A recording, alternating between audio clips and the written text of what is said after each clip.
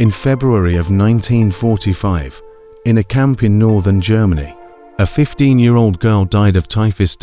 She died sick and cold, and almost certainly convinced that her entire family was already gone. The camp she died in would be liberated by British soldiers about 8 weeks later. 8 weeks. If you know anything about the 20th century, you already know her name. You've probably read her words in a classroom. And Frank has become something enormous, a symbol, a statue, a school assignment, a face on a wall. But here's the thing about symbols. They flatten people. They turn a specific, funny, ambitious, sharp-tongued teenager into an idea. And they make her death feel like it was always going to happen. Inevitable. Written it was and single quotes d. Because when you actually follow her story, not the version on the back of the book, the real one, you find something that's almost unbearable. You find that Frank's death was not one tragedy. It was a series of doors. And at almost every single door, there was a moment where things could have gone the other way. There was a country that could have taken her in. There was a hiding place that held for 2 years. There was a phone call that ended it. And there was a camp transfer, and a disease, and a matter of weeks that decided everything. This is the story of how close Frank came to living, and why she didn't. To understand it, you have to go back to a door that should have opened 3 years before she ever set foot in that camp. Anneliese Marie Frank was born on June 12, 1929, in Frankfurt, Germany. Her father, Arto, was a businessman, a decorated German army officer in the First World War.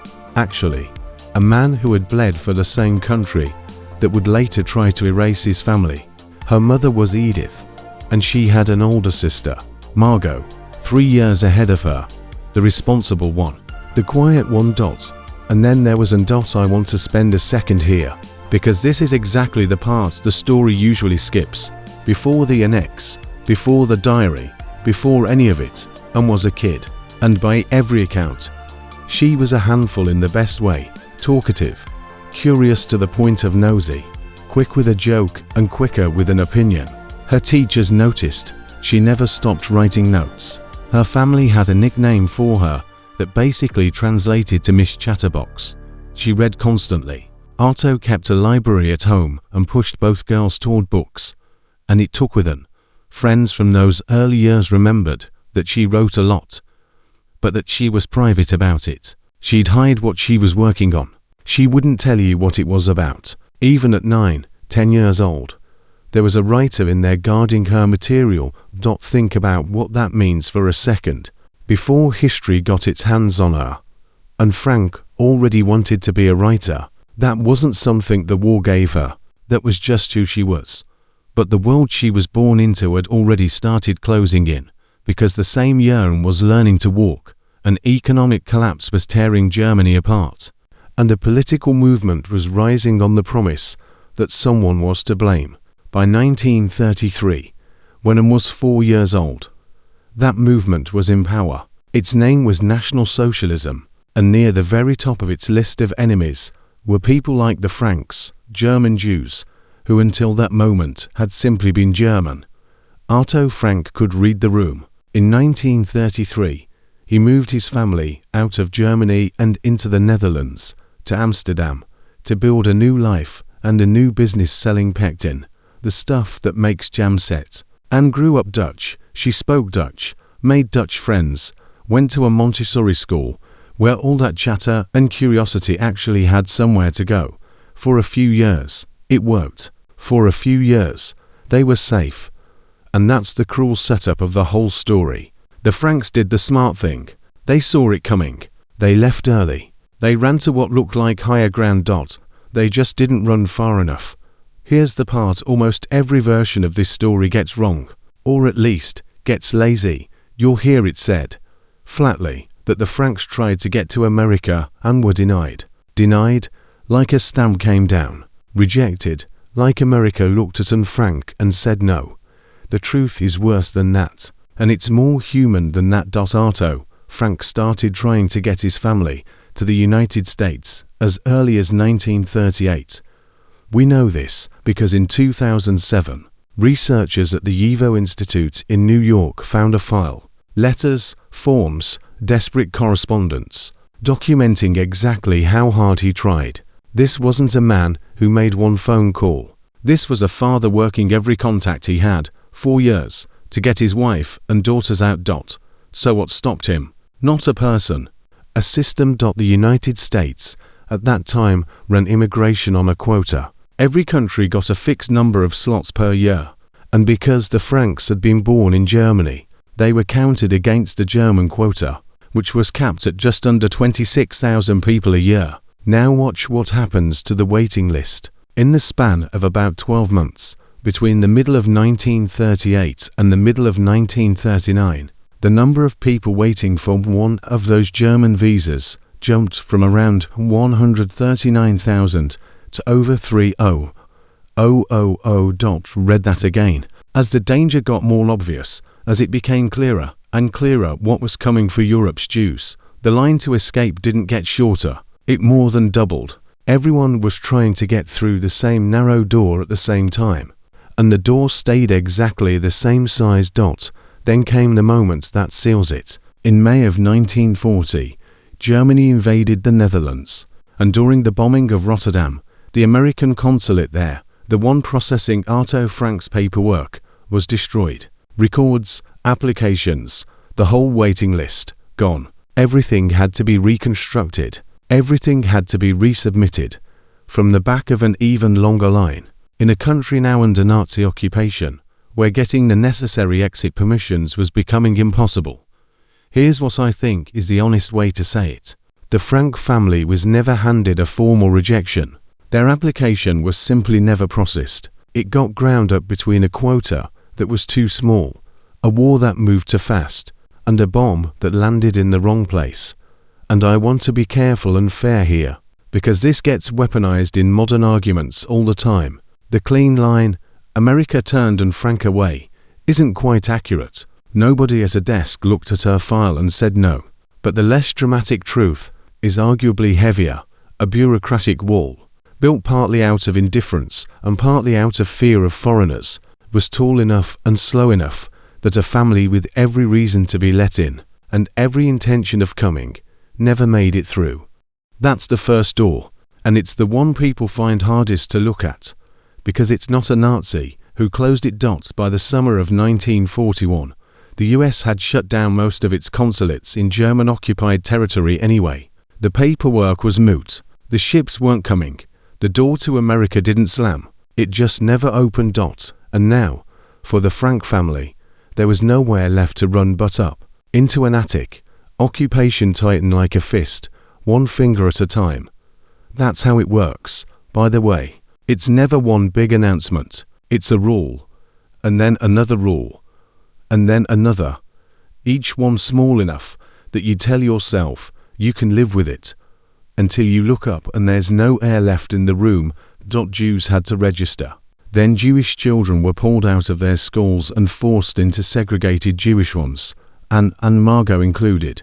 Then Jewish-owned businesses were targeted, and Otto had to hand his company over, on paper, to non-Jewish colleagues to keep it from being seized outright. Then came the curfew, then the ban on public transport, on parks, on ordinary life. And then the yellow star, stitched onto the coat, so that oppression could see you coming from across the street. And wrote about all of it. The humiliations, the fear, the way the world kept getting smaller. And still, Otto tried one more time to get his family out. Still no exit. Every legal road was closed. So he built an illegal one, behind his own business at Prinsengracht 263. That's the correct name. And I'll say it right, because the details matter in a story people have tried to discredit. There was an empty back section of the building, an annex. Otto, along with a few trusted, non-Jewish colleagues who were willing to risk their lives, quietly turned it into a hiding place. Furniture, supplies, a plan. The trigger came in July of 1942. A notice arrived ordering Margot, 16 years old, to report for a labor camp in Germany. Everyone knew by then, or suspected, what labor camp really meant. That was the line. That was the moment Otto decided. No more waiting. They moved fast and they moved smart. They left their apartment deliberately messy, like people who'd fled in a panic. Otto left a note hinting they'd escaped to Switzerland, to send anyone looking in the wrong direction. And on July 6, 1942, the Frank family walked out of their home in the rain, wearing as many layers of clothing as they could, because a Jew carrying suitcases through Amsterdam would be stopped instantly, and they disappeared behind a building into a space that would become their entire world. Anne was 13. She would not feel the outdoors on her skin again for 2 years. They were not alone in their fall long. Within days, another family joined them, Otto's business partner, his wife, and their son Peter, who was around Anne's age. Later, an 8th person, a dentist. 8 people, hiding in a few small rooms, for 2 years, with the entrance concealed behind a hinged bookcase. And the rules of survival were brutal in their smallness. During the workday, with employees in the warehouse right below them, they could not make a sound. No walking normally, no running water, no flushing the toilet. They whispered. They sat still 4 hours, 8 human beings, holding their breath through the daylight, coming alive only at night. You can imagine what that does to people. The tension, the friction. 8 personalities grinding against each other with nowhere to go. And wrote about that too. The arguments, the pettiness, feeling misunderstood, clashing with her mother, the strange fragile thing that grew up between her and Peter, a first kiss, and then her own honest doubt in the diary about whether she even really loved him or whether it was just that he was there, that she needed someone to be there. That's the level of honesty we're talking about. A teenager, in the middle of a genocide, being ruthlessly truthful about her own heart, because on her 13th birthday, just weeks before they went into hiding, and had been given a present, a small red and white checked autograph book, she decided to use it as a diary. And she didn't write it like a diary. She wrote it to someone. She invented a friend. She called her Kitty, and she wrote letters to Kitty, page after page, so that the diary wasn't a log. It was a conversation. It was company.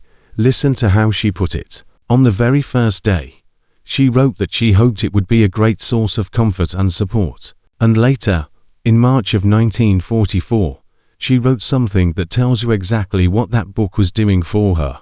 The nicest part is being able to write down all my thoughts and feelings. Otherwise, I'd absolutely suffocate. Suffocate. That's the word she reached for, in a sealed room where she couldn't speak out loud. The diary was where she got to breathe. We tend to talk about the diary as a historical document, a piece of evidence, and it is. But first, it was a survival tool. It was the one place an intensely verbal, intensely alive girl could be loud. But here's something most people never learn. The diary you know, the one in the classroom, the one that sold tens of millions of copies, is not the diary she wrote. Not exactly. In the spring of 1944, something happened that changed what the diary even was. The family listened to the radio in secret. It was one of their only links to the outside world. And one night, a member of the Dutch government in exile, broadcasting from London, made an appeal. When the war is over, he said, we need to collect the ordinary records of what people lived through. Diaries, letters, keep them. History will need them. And heard that. And a switch flipped, because from that point on, she wasn't just keeping a diary anymore. She was writing a book. She went back to the beginning and started rewriting her own entries, polishing them, cutting the boring parts, adding scenes she'd left out, giving everyone pseudonyms like characters. She even had a title picked out. She was going to call it Het Actor Who Is, The Secret Annex. Think about the nerve of that. The clarity. A 15-year-old in a hiding place, revising her manuscript for publication, because she has decided she's going to be a writer. And this is going to be her book. So historians actually talk about multiple versions of Anne's diary. Version A is the raw, original diary, what she wrote in the moment. Version B is her own rewrite, the one she was editing for the world. And then there's version C. Version C is the one you've read. And version C was edited by her father. When Otto Frank prepared the diary for publication after the war, he made choices. He was a grieving father in the 1940s, and there were things in his teenage daughter's private writing that he cut. Passages wherein wrote frankly about her body, about her developing sexuality, about menstruation, and passages where she was harsh, really harsh, about her mother, Edith. Otto took some of that out. I don't say that to accuse him. Put yourself in his position. His entire family is dead. He's holding the most intimate thoughts of his murdered child, and he's deciding what a grieving world in 1947 is ready to see. Of course he softened the edges. Of course he protected his wife's memory and his daughter's privacy, but it means the Anne Frank that the world fell in love with is, in part, a curated Anne, a little gentler, a little more saintly, a little less like a real, complicated, sometimes furious teenage girl. The fuller versions came out later. The critical edition in the late 1980s laid all three versions side by side, so you can actually see what Anne wrote, what Anne herself revised, and what Otto chose to leave out. And when you read that, the girl gets bigger, angrier, funnier, more real, less like a symbol and more like someone you might have actually known. And that, to me, is one of the quietly devastating parts of this whole thing. She was editing herself for a future readership. She was building her voice for a world. She was sure she'd live to join. She had about 2 months left. On the morning of August 4th, 1944, a car pulled up outside Prinsengracht to 63. An SS sergeant and several Dutch police walked in, went to the back of the building, and went straight for the bookcase. They knew. They pulled it open, climbed the stairs, and arrested all 8 people in hiding, along with 2 of the helpers who'd kept them alive for 2 years. 2 years of silence. 2 years of perfect discipline. And it ended in a single morning, because somebody, somewhere, had talked. And here's the thing that still hangs over this story like a fog to this day. We do not know for certain who. This is where the story becomes something like a cold case. And over the decades, several names have come up. There's Willem van Maren, a warehouse manager at Otto's own company. He'd been hired after the family went into hiding. He was nosy. He asked strange questions. He set little traps around the warehouse, and the people upstairs never trusted him. He was investigated twice after the war. Nothing was ever proven. There's a man named Tony Ollers, a Dutch Nazi and known blackmailer, whom one biographer fingered as the informant. There's a darker, sadder theory, too, that the betrayer wasn't a stranger at all, but connected to one of the very families who were helping them hide, a relative who'd fallen in with the German side. When the SS officer described the tip-off call years later, he said the informant's voice on the phone sounded like the voice of a young woman. That detail has fueled speculation for decades. And then, in January of 2022, this cold case exploded back into the news. A team led by a retired FBI agent, using modern investigative techniques and even an algorithm to cross-reference old records, announced that they'd cracked it. Their conclusion, with what they called about 85% certainty, the Frank family was most likely given up by a Jewish notary in Amsterdam, Arnold van den Berg, a man who, the team argued, may have handed over addresses of Jews in hiding to the Nazis in a desperate attempt to save his own family. Their key piece of evidence was an anonymous note that Otto Frank himself had apparently received after the war, naming van den Berg. It was a global headline, a book, a segment on 60 Minutes, and it was framed as the answer, at last. And then it fell apart. Within weeks, historians started tearing into the methodology. By March of 2022, a team of Dutch historians published a detailed rebuttal concluding that the accusation, in their words, simply did not hold water, that the investigation had built assumption on top of assumption, and then treated each assumption as if it were a fact to support the next one. There was no solid evidence that van den Berg even had those addresses, or that he was in a position to inform. The Anne Frank house itself, while respecting the effort, said the core of the theory rested onto many what-ifs. The backlash was severe enough that the Dutch publisher pulled the book from stores and apologized. So where does that leave us? Honestly, back where we started, with a list of suspects and no verdict. And I've come to think that maybe the fixation on the name is its own kind of trap, because whoever made that call, nosy warehouse manager, professional blackmailer, terrified neighbor, or someone whose name we'll never know, the truly damning fact isn't the identity of the informant. It's that the machine on the other end of that phone call did not miss one tip. That's all it took.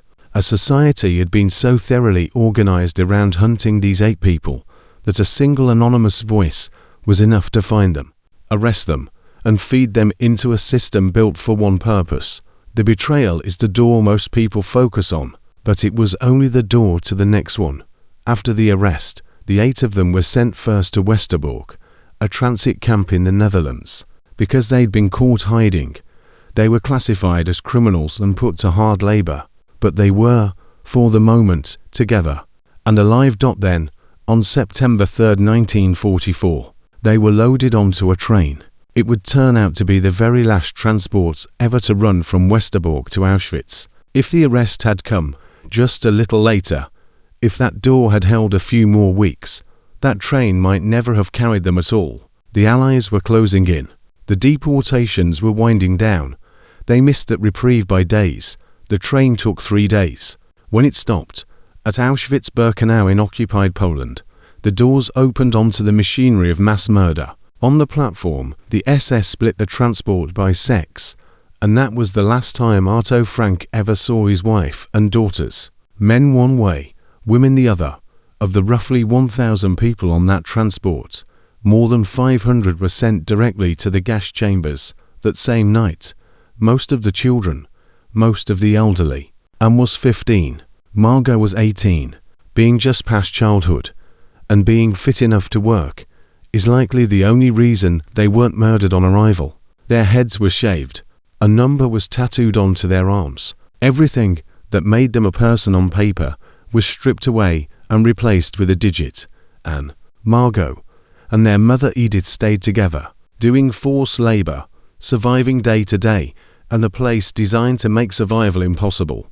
And now comes the cruelest hinge in the entire story, because there was a moment here where Anne's fate could have gone a completely different way, and the thing that decided it was a skin disease.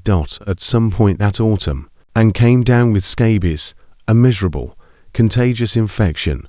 Because of it, she was moved to the camp infirmary, and Margot stayed with her. And around the same time, the Nazis were selecting prisoners for transport to other camps. Here's the fork. Being sick took Anne off one list, and, it seems, spared her from certain selections in that moment. In the short term, the illness may have kept her alive, but in late October and early November, a large transport of women was sent from Auschwitz to a camp in Germany called Bergen-Belsen, and Anne and Margot were put on it. Their mother, Edith, was not selected. She was left behind at Auschwitz. Edith Frank never saw her daughters again. She died there, of starvation and exhaustion, having reportedly given her own food to her girls when they were still together. In January of 1945, just a few weeks before the Red Army reached the camp and liberated it. Sit with the geometry of that for a second. If Anne had stayed at Auschwitz with her mother, she would have been there for the liberation in January. If she'd been well enough for a different transport, everything changes again. Instead, the illness that protected her in October put her on a train to Bergen-Belsen, a camp with no gas chambers, but no need for them either, because it was killing people a slower way. That transfer may have saved her life in the fall. It would help end it by February. Bergen-Belsen, in the winter of 1944 to 1945, was collapse. There were no gas chambers there. There didn't have to be. The camp had been built to hold a fraction of the people crammed into it. Transports kept pouring in as the Nazis emptied camps ahead of the advancing Allies, and the place simply broke. No food, frozen water, no sanitation, bodies, and through all of it, Disease moving like fire through dry grass, typhus, spread by lice. In conditions engineered for lice. Anne and Margot arrived into that. There's a detail here that I can't get out of my head. At Bergen-Belsen, through the barbed wire, and actually reconnected, briefly, with a childhood friend from Amsterdam who had ended up in another section of the camp. And through that fence, the friend later said, and told her she believed she had nothing left to live for. She thought her father was dead. She'd last seen him being marched off at Auschwitz and assumed the worst. She didn't know that Otto was, at that very moment, still alive back at Auschwitz, in the infirmary, being liberated by Soviet troops. She died believing she was the last of her family. She was and single quotes D. In the late winter of 1945, a typhus epidemic swept Bergen-Belsen and killed something on the order of 17,000 prisoners in a matter of months.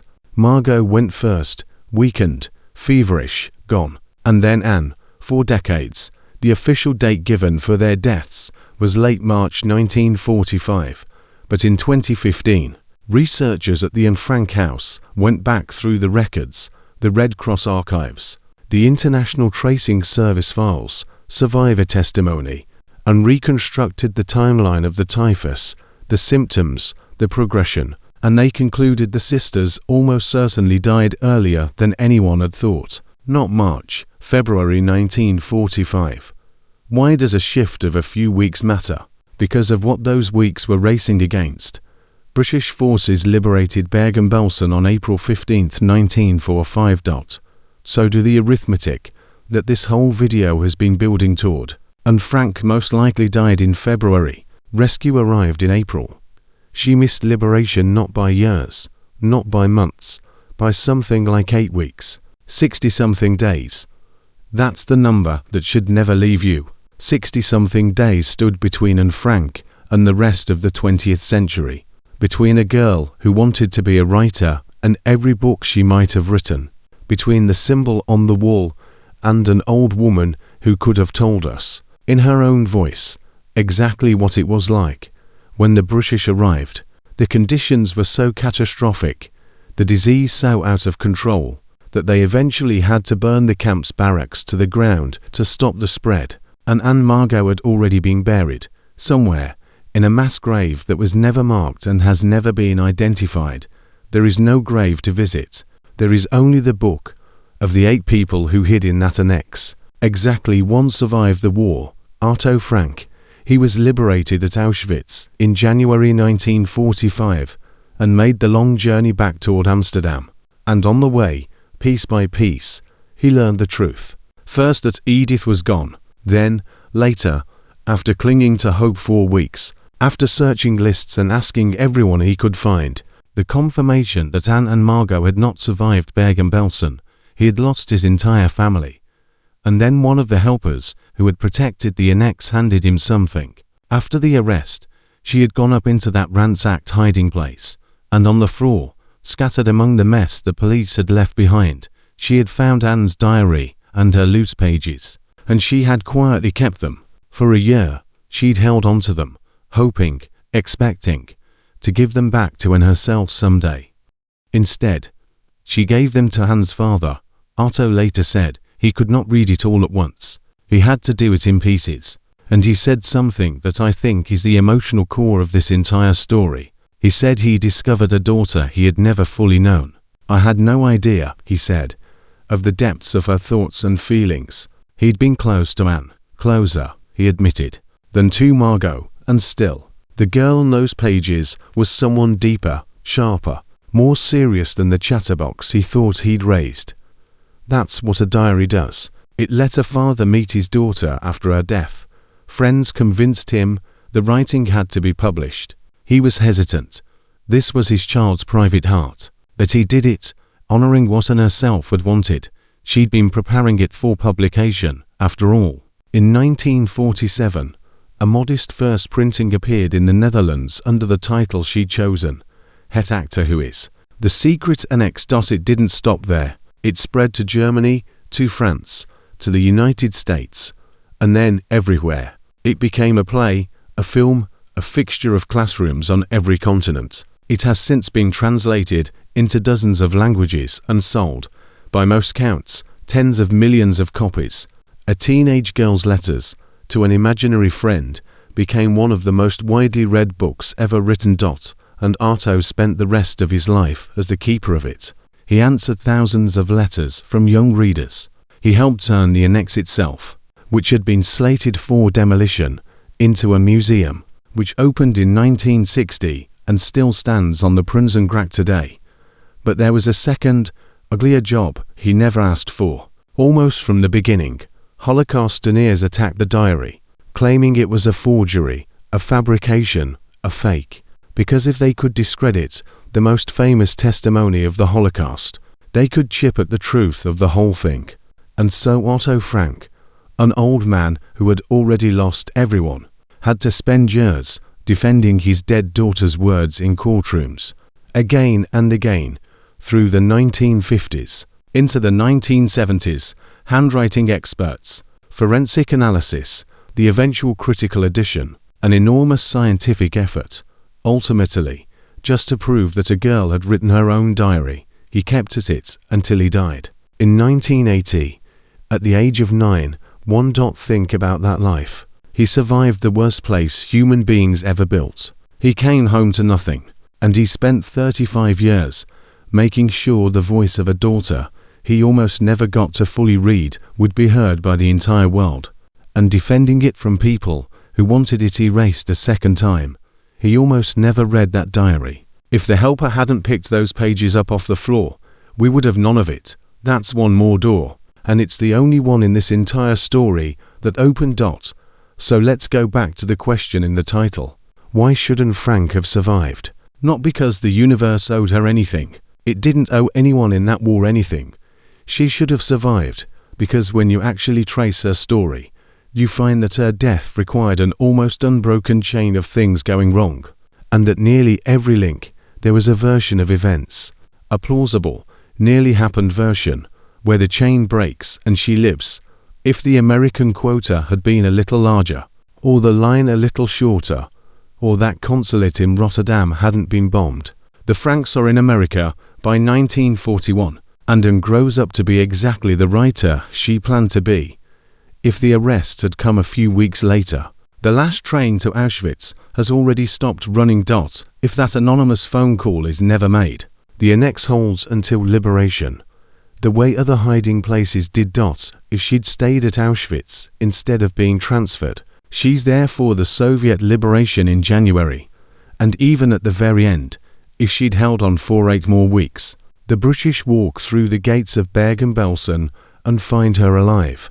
Any one of those, any single one. And the 20th century has Anne Frank in it as a living author, not a martyr on a poster. That's what I want people to take from this, not that her death was fate, that it was a series of human choices and human failures, a quota, a bomb, a betrayal, a transfer, a delay, which means it was preventable, which means the whole point of remembering it is that this kind of thing is always, in the end, a set of decisions people make, doors people decide whether to open. And here's the part that undoes me every time. She knew. On some level, this teenager understood the machinery grinding toward her, and she still refused to let it define what she believed about people. Weeks before the annex was discovered, weeks before that door came open and everything ended, and wrote this in her diary, I feel the suffering of millions, and yet, when I look up at the sky, I somehow feel that everything will change for the better, that this cruelty will end, that peace and tranquility will return once more. She was 15. She was hunted. She was hidden in a room where she couldn't even flush a toilet without risking her life. And she looked up and decided the world would get better. She didn't live to see if she was right. She missed it by weeks, but her voice got out anyway, off the floor of that annex, past the people who wanted to burn it, through her father's grief, into your hands. She wanted to be a writer who mattered to the world. She is. She just never got to know it. If this changed how you see her, not as a symbol, but as a girl who came heartbreakingly close to living, do me a favor and make sure her story keeps getting told. Like this video, subscribe, and I'll keep bringing you the human truth behind the history you thought you knew. And if you want to go deeper, watch the video on screen next, because the people who helped hide the Frank family, the ones who risked everything and got almost none of the credit, have a story of their own. Thanks for watching.